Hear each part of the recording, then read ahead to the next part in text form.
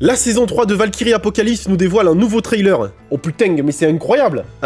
Laissez-moi vous montrer. Donc on commence avec des images du 7ème combat qui oppose Qin Shi Huang à Hades, et franchement ça a l'air correct. L'animation c'est pas du Demon Slayer, mais ça passe. Honnêtement, on revient de tellement loin qu'une animation juste correcte, ça me convient. En plus la musique de fond elle a l'air cool. Ensuite on a des images du 8ème combat, et là ça se gâte. Là, c'est quoi cette CGI du chétan là? Tesla avec une 3D digne d'une PlayStation 2. J'espère que c'est que quelques plans, parce que si on doit se le taper tout le combat, ça va être le pire combat de tout l'anime. Il y avait déjà de la CGI un peu dégueu dans la précédente saison, mais c'était un peu caché parce que c'était sombre. Là, c'est en plein jour. Belzébuth, lui, a un design qui semble correct. On a aussi vite fait quelques images du 9ème combat, et là, il y avait plus de budget, là. Là, j'ai l'impression on va se taper une animation PNG à la Blue Lock avec des dessins faits sur Paint. Donc on a de l'animation qui va du correct au dégueulasse. En plus, l'anime continue de changer de style d'un combat à l'autre, donc c'est vraiment déroutant. Mais on apprend un autre truc intéressant, et c'est les seiyuu. Mais avant que je t'en parle, pense à t'abonner pour le soutien. Merci à Ryan, Mohamed et Loxert pour leur abonnement.